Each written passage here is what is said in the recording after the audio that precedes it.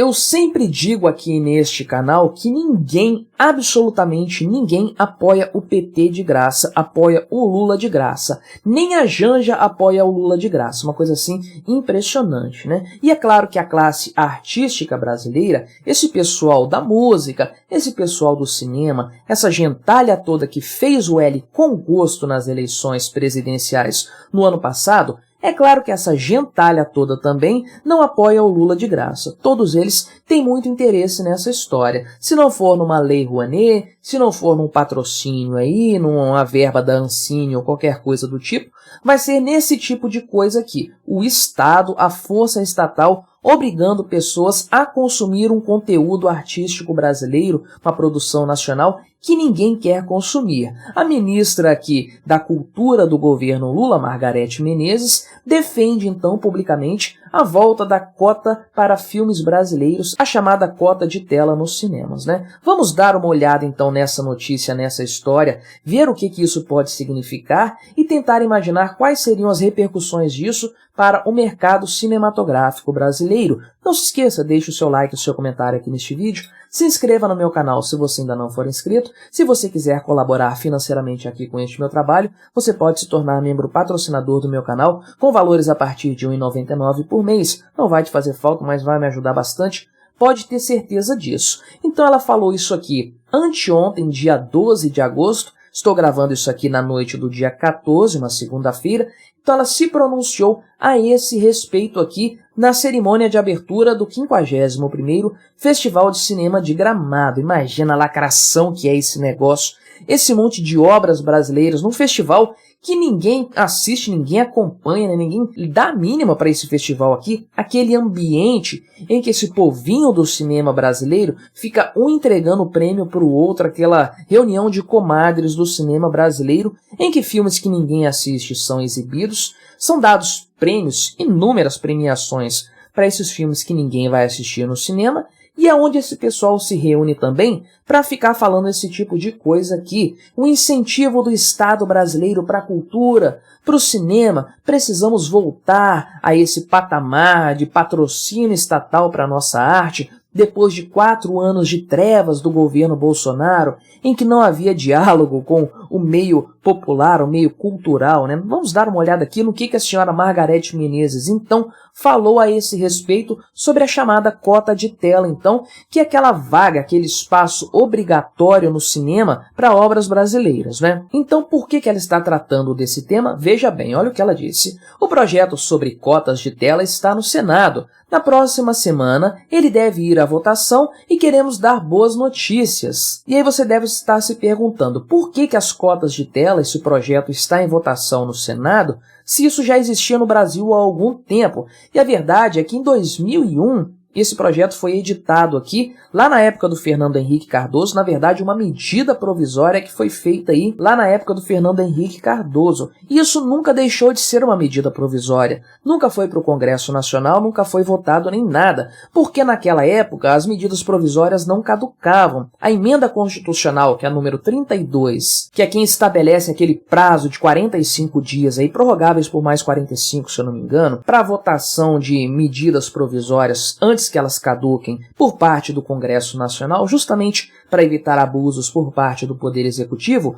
Pois bem, essa emenda constitucional passou a existir depois da criação dessa MP por parte do Fernando Henrique Cardoso lá em 2001. Ou seja, ela não foi impactada por essa emenda constitucional aqui, continuou vigorando de forma indefinida, principalmente porque lá, durante o governo do Lula e governo Dilma, isso era um prato cheio para artistas amigos do rei, essa gentalha amiga do PT aí, ganhar espaço em tela nos cinemas brasileiros, mesmo sem ninguém querer ver os filmes horrorosos que eles fazem, né? Então, essa medida continuou em vigor até 2020, né, durante o governo Bolsonaro, quando ele tratou logo de eliminar essa besteira, essa baboseira total de cota de tela, não é? Essa questão foi questionada no STF, se seria constitucional ou não a existência de uma cota de tela. Obviamente o STF disse que sim, é algo constitucional, então foi criado um projeto de lei para viabilizar isso aí. Mas é claro que, aproveitando o embalo desse novo projeto, o pessoal ia muito mais além, né? Conforme traz a ministra Margarete Menezes aqui, uma tentativa de fortalecer o setor econômico-cultural aqui, dar mais grana para esse pessoal, mais poder econômico para eles, também estão inclusos nesse projeto que está em votação lá no Senado Federal algumas iniciativas também para regulamentar, entre aspas, os serviços de streaming, dentre outros serviços de vídeo sob demanda e conteúdo veiculado por meio da internet. É claro que eles querem ter uma cota também na Netflix, na Apple TV, na HBO+, e tantos outros aí, não apenas no cinema, é óbvio. E olha só o que ela disse, com certeza foi muito aplaudida por aqueles cineastas snobs que fazem filmes horrorosos que ninguém assiste lá, que estavam lá em Gramado, nesse tal festival que ninguém se deu ao trabalho de ver, não é?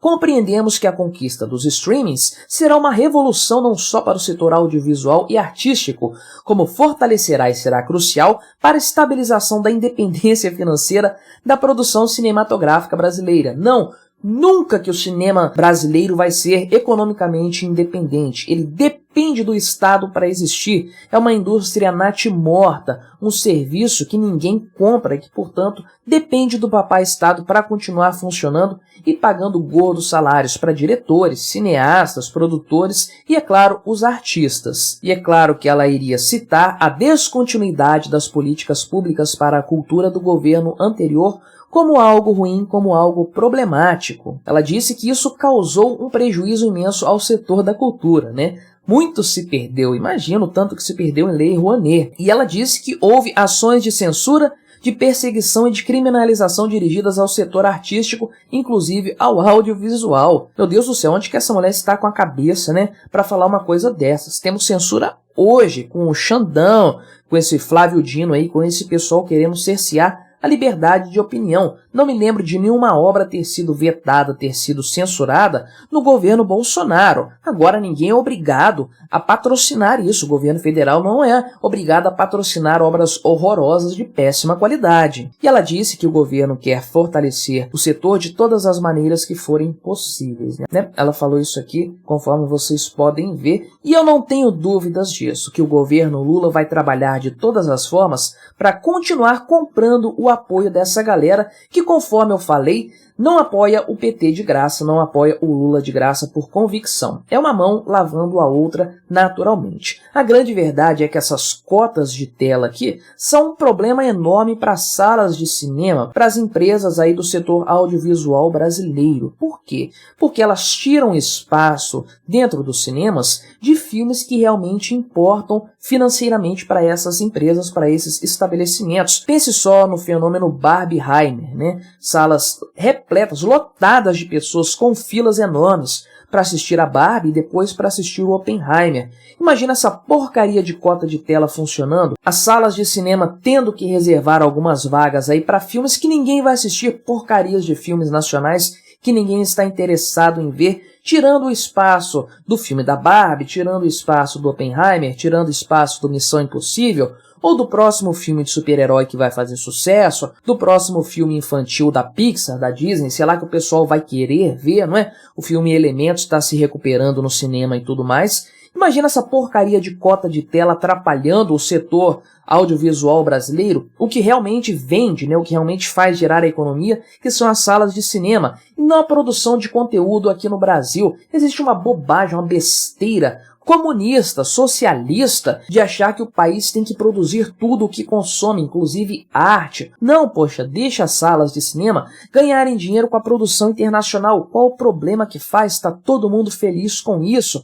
As salas de cinema estão cheias de gente querendo assistir Barbie, querendo ver o Tom Cruise, querendo ver o novo filme do Nolan e tudo mais. Então as salas estão ganhando dinheiro, as pessoas estão felizes porque estão indo no cinema se divertir, ter entretenimento. Só quem está perdendo são os cineastas brasileiros que fazem filmes que ninguém quer ver no final das contas. Então eles que se lasquem. Se eles querem ganhar dinheiro, façam filmes que as pessoas queiram ver. Parem de ficar pedindo dinheiro ou intervenção para o papai Estado. Parem de obrigar os cinemas a exibir os filmes que ninguém quer ver. Porque se esses filmes fossem bons, se eles realmente tivessem um valor artístico, Eles estariam nas salas de cinema, estariam sendo exibidos porque as pessoas iriam querer ver. Tantos filmes brasileiros têm espaço no cinema porque eles atendem a uma demanda do mercado. Agora, esses filmes feitos por cineastas snobs, esse povo que roda o mundo ganhando prêmios, com filmes que ninguém quer ver, faça-me o favor,